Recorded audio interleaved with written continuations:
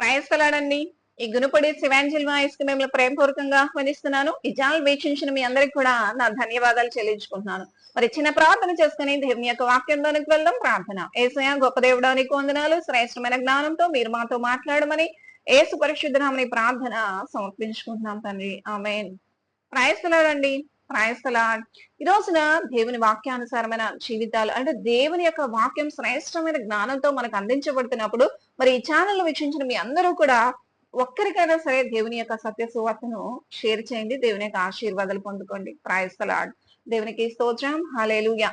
ఈ రోజున మరి కయీను మనస్తత్వం కలిగిన జీవితాలు నీవు నేను మరి కలిగి ఉండకూడదని దేవుని యొక్క వాక్యం అంతా మాట్లాడినట్లుగా తెలుసుకున్నాం. అంటే ఈ రోజున దేవుని యొక్క మాట శ్రద్ధగా వినాలి. అంటే దేవుని యొక్క మాటకు మనం విధేయత చూపించాలి. లేకపోతే దేవుని యొక్క శాపము, దేవుని యొక్క ఉగ్రత మన మీదకు వస్తుంది. కయీనుకి మరి వచ్చినట్లుగా ఒక దేశదిమ్మరి స్థితి, లేకపోతే ఒక పంట వేసిన పండించిన పంట పండని స్థితి, మరి ఆహారం దొరకని స్థితి, ఎవరైనా పెడితే తిని బ్రతకవలసిన సిచ్యుయేషన్ అనేది మరి కయీనుకు వచ్చినట్లుగా మనం చూస్తున్నాం. దేవునికి స్తోత్రం. హల్లెలూయా. అంటే ఈ రోజున దేవుని యొక్క మాటను నీవు నేను శ్రద్ధగా వినాలి, ఆలకించాలి. ఆయన మాటకు విధేయత చూపించాలి. మరి గొర్రె పొట్టేళ్ల యొక్క లేకపోతే పశువుల యొక్క క్రొవ్వును అర్పించడం మరి నాకు ఇష్టం లేదు. కానీ దేవుని యొక్క చిత్తంలో వాక్య లేఖనాల ప్రకారము ఒకడు దేవుని యొక్క మాట విన ఎంతో శ్రేష్టం, ఉత్తమం అని దేవుని యొక్క వాక్యం మనకి ఈ రీతిగా మాట్లాడుతుంది. దేవునికి స్తోత్రం. హల్లెలూయా. అంటే గొర్రె పొట్టేళ్ల యొక్క క్రొవ్వును అర్పించట కంటే మాట వినుట శ్రేష్టం. అంటే దేవునికి లోబడి ఉండటం ఎంతో శ్రేష్టం, ఎంతో ఉత్తమం. దాని ద్వారా నీవు నేను ఆశీర్వాదాలు పొందుకుంటామని దేవుని యొక్క వాక్యం ఈ రీతిగా సెలవిస్తుంది. ఆదికాండం 4వ అధ్యాయం 15వ వచనం చూసుకుంటే, అందుకు యెహోవా అతనితో కాబట్టి ఎవడైనను కయీనును చంపిన యెడల వానికి ప్రతిదండన 7 కలుగనెను. ప్రతి దండన అంటే శాపం. మరి ఎవడైనా కయీనును కనుగొని అతనిని చంపక ఉన్నట్లు యెహోవా అతనికి గుర్తు వేసును. దేవునికి స్తోత్రం. మరి ఈ గుర్తు గురించి కూడా మనం వివరించుకున్నాం. అది ఏమిటో తెలియదు, కానీ ఒక ముద్ర, దేవుని ముద్ర పడి మరి ఆ యొక్క బిడ్డను రక్షించడానికి దేవుడు పశ్చాత్తాపడినందుకు కయీను రక్షించడానికి వేసిన ముద్ర. దేవునికి స్తోత్రం. ఆయన బిడ్డలను ఆయన ఎన్నడూ కూడా విడిచే దేవుడు కాదు, మరిచే దేవుడు కాదన్న సత్యాన్ని మనం తెలుసుకున్నాం. అంటే ఈ రోజున దేవుని యొక్క మాటకు అవిధేయత చూపిస్తే నీకు నాకు ఏమొస్తుందండి? ప్రతిదండన, శాపము. అంటే ఈ రోజున దేవుని యొక్క దీవెనలు, ఆశీర్వాదాలు మనం పొందుకోవాలంటే మనం ఏం చేయాలి?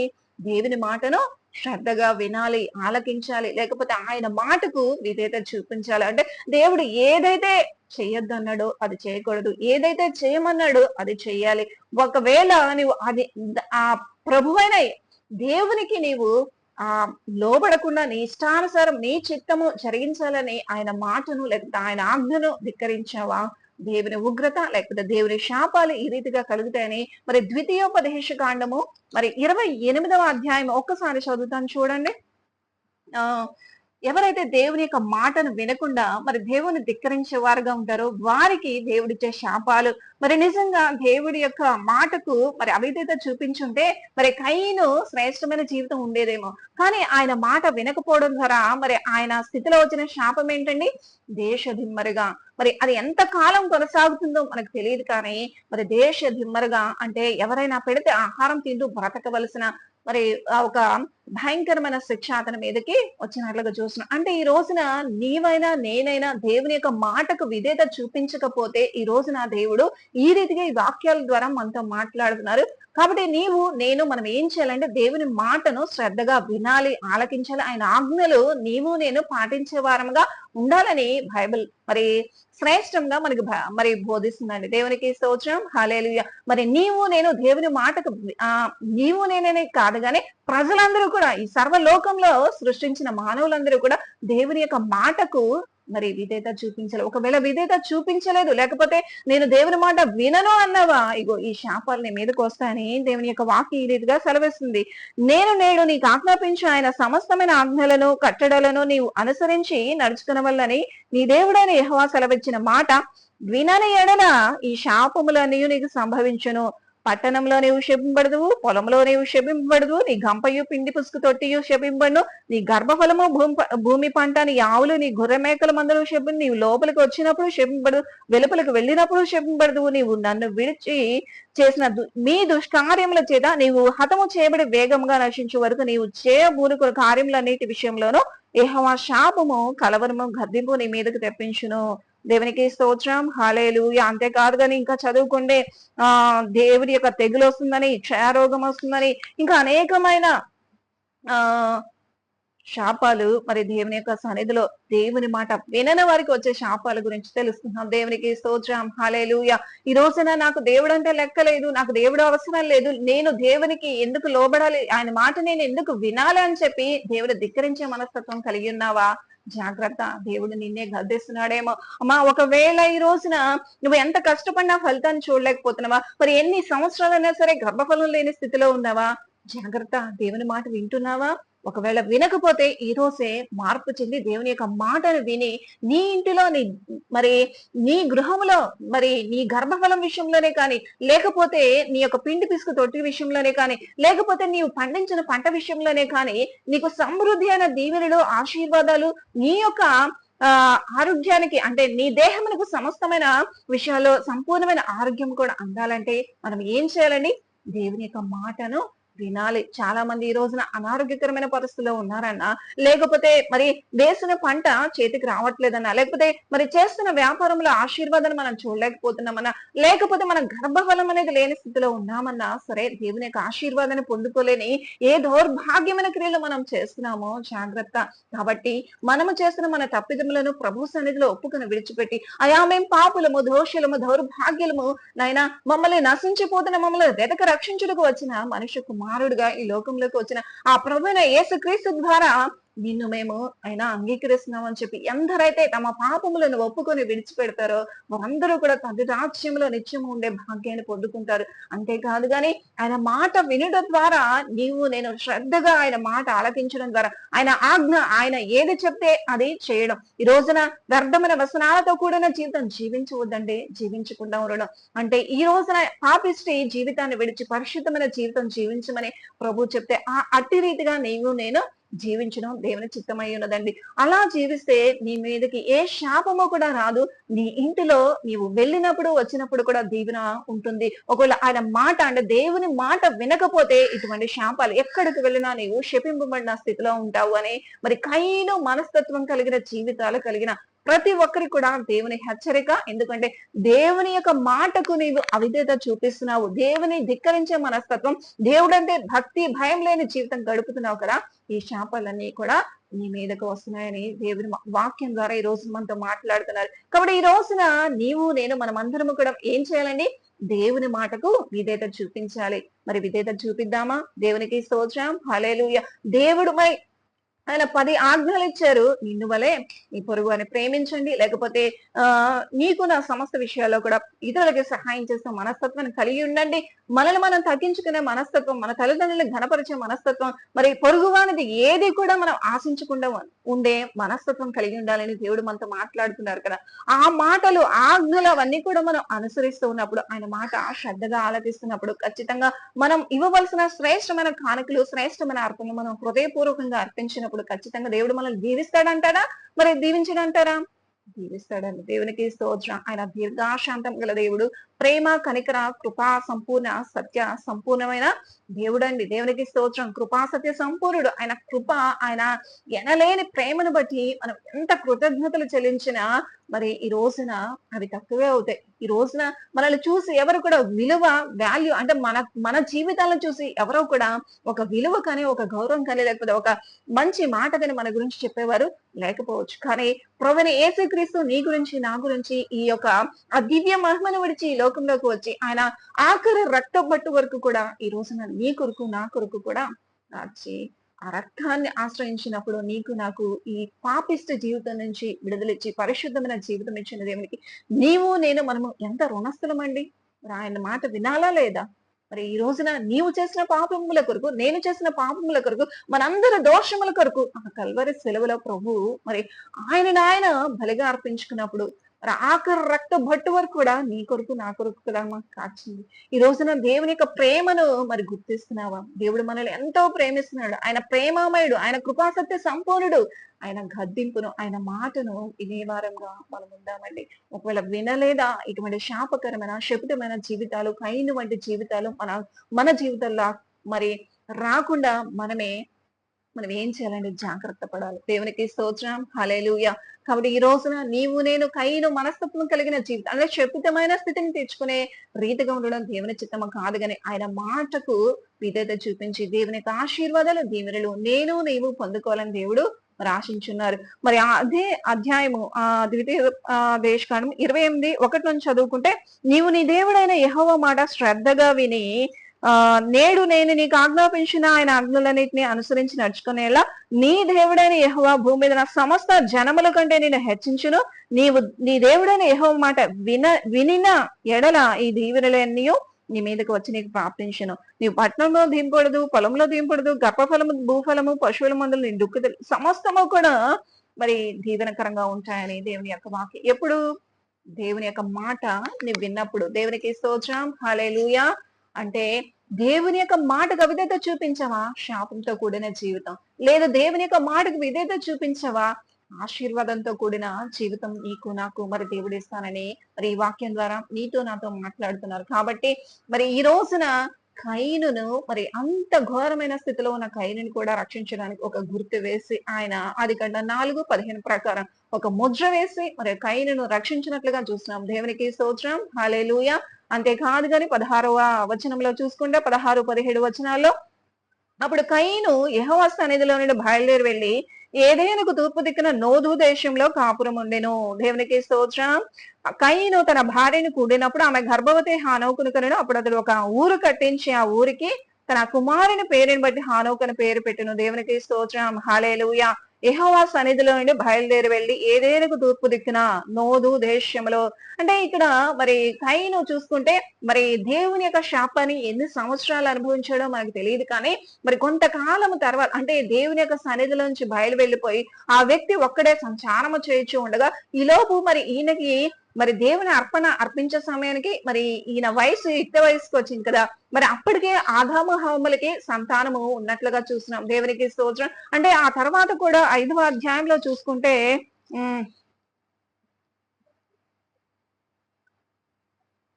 ఒకసారి చదువుతాను చూడండి. ఆదికాండము 5వ అధ్యాయము 5వ వచనము 4:5. షేతును కనిన తర్వాత ఆదాము బ్రతికిన దినములు 800 ఏండ్లు. అతడు కుమారులను కుమార్తెలను కనెను. ఆదాము బ్రతికిన దినములని 930 ఏండ్లు. అప్పుడు అతడు మృతి పొందెను. కుమారులను కుమార్తెలను కనెను. దేవునికి స్తోత్రం. ఇక్కడ మరి కయీనుకి వివాహం అయ్యేసరికి తన భార్య అనేది మరి కయీనుకి మరి ఏర్పాటు చేయబడేసరికి నోదు దేశం ఏర్పడేంత సంతానం ఆదాము హవ్వ నుంచి వచ్చినట్లుగా చూస్తున్నాం. దేవునికి స్తోత్రం. హల్లెలూయా. అంటే ఆదాము హవ్వ సంతానంలో నుంచి వచ్చిన కుమారుల కుమార్తెల్లో మరి ఒకతను అంటే ఒక ఆమెను మరి కయీను వివాహం చేసుకున్నట్లుగా అంటే నోదు అనే దేశం ఏర్పడే వరకు కూడా ఆయనకి వివాహం కాలేదని చెప్పవచ్చు. అంటే ఆ దేశంలో మరి ఎంత కాలం ఆయన ఒక దేశధమ్మరి అంటే ఒక శాపకరమైన లేకపోతే శపితమైన జీవితాన్ని అనుభవించారో మనకు తెలియదు. కానీ ఆ శపితమైన స్థితి నుంచి ఆ భారమైన ఆ పాపపు జీవితం నుంచి మరి ఎంతో ప్రయాసపడి ఎన్నో కష్టాలు, ఎన్నో ఇబ్బందులు, ఎన్నో ఇరుకులు మరి వాటన్నిటిని కూడా అనుభవిస్తూ మరి ఈ రోజున ఒక దేశ దిమ్మరుగా అంటే ఏ అడవుల్లోకి వెళ్ళారో, ఏ ఆకులు తిన్నారో, ఏ అలమలు తిన్నారో, ఏ ఫ్రూట్స్ తిన్నారో, ఏ ఫలాలు తింటూ బ్రతికాడో తెలియదు. కానీ వాటిని తింటూ బ్రతుకుతూ ఆ సమయాన్ని తనకి మరి మరి ఎవరు పెడితే ఆహారం తిన్నాడో తెలియదు. కానీ ఎందుకంటే తను పంట వేసుకున్నా సరే ఆ పంట అనేది మరి పంటదని దేవుని యొక్క శాపం అతని మీద ఉన్నది కదా.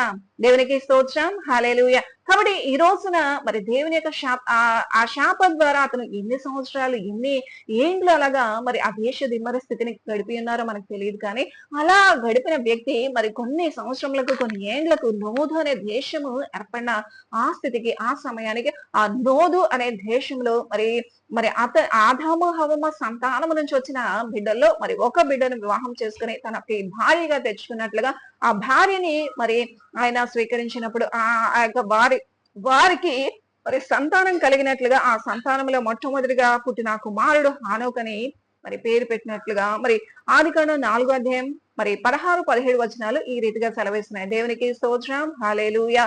అంటే ఈ రోజున నీ మీదకి శపితమైన స్థితి లేకపోతే శాపకరమైన జీవితం వచ్చిందా, నీకు వివాహం చేసుకోవడం కూడా ఆలస్యం అవుతుంది, లేకపోతే నీ గర్భఫలం రావడం కూడా ఆలస్యం అవుతుంది, లేకపోతే నీవు తినటానికి తిండి కూడా లేని ఒక భయంకరమైన శపితమైన స్థితిని అనుభవించాలి. లేకపోతే నెబుకద్నెజరు మహారాజు గారు ఉంటారు కదండి, మరి దేవుని యొక్క అంటే ఈ యొక్క బబులోను మహా సామ్రాజ్యం నా బలాధికారమును బట్టి నేను కట్టినది కాదు అని హృదయంలో చిన్న ఒక గర్వం వచ్చిన వెంటనే ఆ యొక్క నెబుకద్నెజరుని దేవుడు గద్దించి, నీకు అంటే ఈ రోజున నీకు ఇచ్చిన దీవెనైనా ఆశీర్వాదమైనా ఏదైనా సరే దేవుడు నీకు అనుగ్రహిస్తే వచ్చింది, కానీ ఇది నేను సంపాదించుకున్నానన్న గర్వం నీలో వచ్చింది కదా, నీకు ఇదే మరి ఆజ్ఞ అని చెప్పి దేవుని యొక్క వాక్యం దానియేలు గ్రంథంలో వాటిలో ఉంటుందండి. దేవునికి స్తోత్రం, హల్లెలూయా.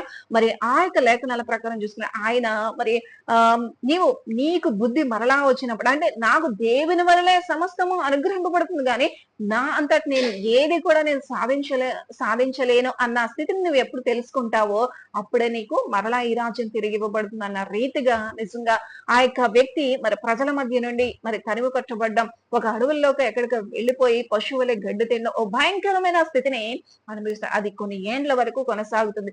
ఆ యొక్క నెబుకద్నెజరు మహారాజు ఎలా అయితే తన రాజ్యం నుంచి వెళ్ళిపోయి మరి పశువులే గడ్డి మేసాడు, అలాగే ఈ యొక్క కయీను కూడా మరి ఆ దేశ దిమ్మదిగా బ్రతుకుతూ జీవనం కొనసాగించిన వ్యక్తిగా ఉన్నాడు. అలా ఎన్ని ఏండ్లు అలా ఏ అని ఆ యొక్క ఎన్ని సంవత్సరములు ఆ యొక్క వ్యక్తి గడిపడం మనకు తెలియదు, కానీ ఆ ఏండ్లు గడుస్తున్న కొలది ఆ సంతానం వృద్ధి చెంది, ఆదాము హవ్వ సంతానం వృద్ధి చెంది ఒక నూదు దేశం ఏర్పడేంత వరకు కూడా ఉన్నది. దేవునికి స్తోత్రం. ఆ యొక్క ప్రజలు వృద్ధి చెంది ఆ సంతానం విస్తరించబడిన ఆ ప్రజలోంచి ఒక ఆమెను మరి కయీను వివాహం చేసుకోవడం, వారు ఒక కుటుంబంగా మరి ఏర్పడడం, మరి వారి సంతతిలో నుంచి ఒక ఊరు కూడా కట్టించడం జరిగింది. దేవునికి స్తోత్రం. 16, 17 వచనాలు ఈ రీతిగా సెలవిస్తున్నాయి.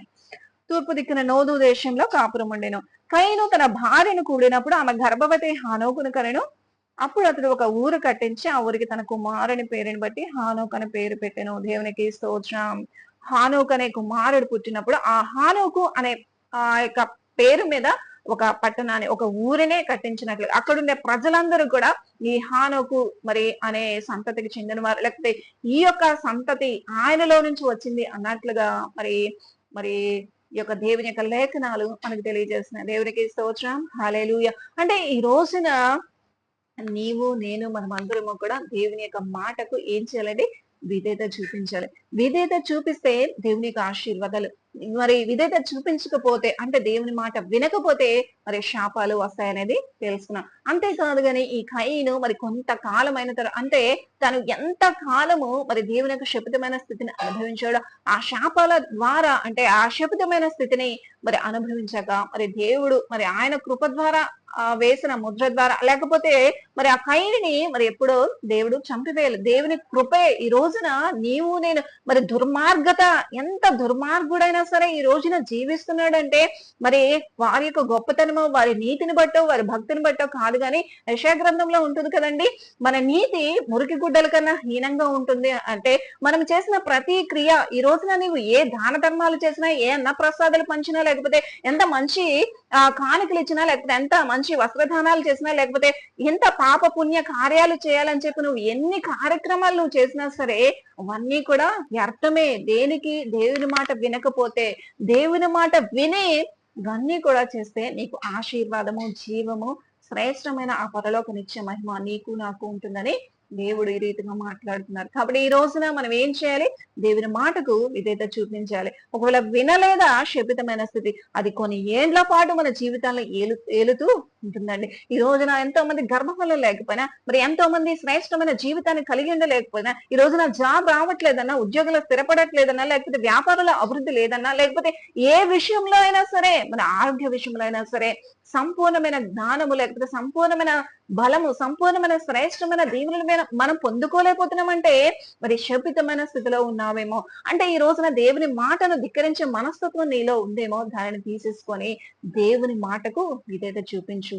దేవుడు నిన్ను దీవిస్తాడు, ఆశీర్వదిస్తాడు. అంతేకాదు గాని ఈ నోదు దేశం ఏర్పడిన తర్వాత కయీను మరి ఒక ఊరు కట్టించినట్లుగా కూడా తెలుసుకున్నాం. అంటే మరి కయీనుకు భార్య ఎలా వచ్చిందని అడిగితే మరి ఆదాము హవ్వమ్మ సంతానంలో నుంచి వచ్చిన కుమారుల కుమార్తెల్లో వారి సంతానం విస్తరించి ఒక ఊరుగా ఏర్పడినప్పుడు ఆ యొక్క బిడ్డల్లో నుంచే మరి ఆయన ఒక కుమార్తెను వివాహం చేసుకుని ఉండవచ్చని దేవుని యొక్క లేఖనాలు ఈ రీతిగా మనతో మాట్లాడతారు. అంటే ఆ ప్రజలు మరి అప్పటికి దేవుడు ధర్మశాస్త్ర ప్రకారం వచ్చాక మరి ఆయన వరసలు అనేవి పెట్టారు. కానీ ఆనాటి కాలంలో మీరు భూమిని ఫలించి మరి ఆదికాండం 1:28 ప్రకారం ఇది ఫలించి అభివృద్ధి పొంది భూమిని నిర్మించి విస్తరించండి అన్న దేవుని యొక్క ఆశీర్వాదం ప్రకారం మరి అక్కడ ఆ యొక్క జనాభా విస్తరించి వారిలో ఒకరిని మరి కయీను వివాహం చేసుకోవడం, మరి ఆ యొక్క వివాహం చేసుకున్న ఆ యొక్క భార్యకి ఆ యొక్క హానోకు అనే కుమారుడు పుట్టడం, ఆ హానోకు పేరు మీద ఒక ఊరు కట్టించడం అనేది కూడా మనం కయీను జీవితంలో జరుగుతున్న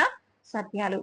కాబట్టి ఈ రోజున నీవు నేను ఇటువంటి సిచ్యుయేషన్ అంటే శపితమైన స్థితిని అనుభవించాక వచ్చే కుటుంబ జీవితం కన్నా ఈ శపితమైన స్థితి లేకుండా దేవుని యొక్క మాటను విని ఆశీర్వాదకరమైన స్థితిని, ఆశీర్వాదకరమైన కుటుంబ జీవితాన్ని నీవు నేను పొందుకుంటే ఎంత మేలు, ఎంత ఆశీర్వాదం, ఎంత ఉత్తమం, ఎంత శ్రేష్టం.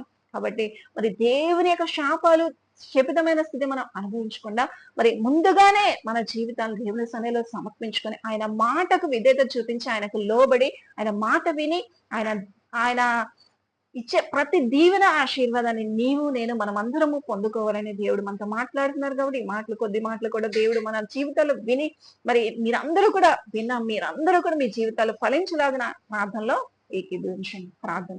యేసయ్య గొప్ప దేవుడా నీకు వందనాలు. శ్రేష్టమైన జ్ఞానంతో మీరు మాట్లాడారు ప్రభా. ఈ వాక్యం చూసిన నాయన ప్రభా బిడ్డలందరినీ కూడా దీవించండి. వారి జీవితాలు దేవునికి సమర్పించుకున్న వారుగా, దేవుని మాటకు విధేయత చూపించే వారుగా ఉంటే దేవుని దీవెనలో ఆశీర్వాదాలు, లేకపోతే దేవుని మాటకు అవిధేయత చూపించావా దేవుని యొక్క దీవెనలో ఆశీర్వాదాలు కాదు కదా, శపితమైన స్థితిని అనుభవించాలి. కాబట్టి ఇట్టి స్థితి మా జీవితాల్లో గానీ, మా బిడ్డల జీవితాల్లో గానీ, మా కుటుంబ జీవితాల్లో ఉండడానికి వీలేదు ప్రభా. కాబట్టి మీ బిడ్డలను దీవించండి, ఆశీర్వదించండి. మీ మాట వినే శ్రేష్టమైన జ్ఞానం ప్రతి బిడ్డకు కూడా అనుగ్రహించమని, మీకే మహిమ ఘనత ప్రభావములు పొందుకోమని యేసుక్రీస్తు నామమున ప్రార్థన సమర్పించుకుంటున్నాం తండ్రి. ఆమేన్. Praise the lord.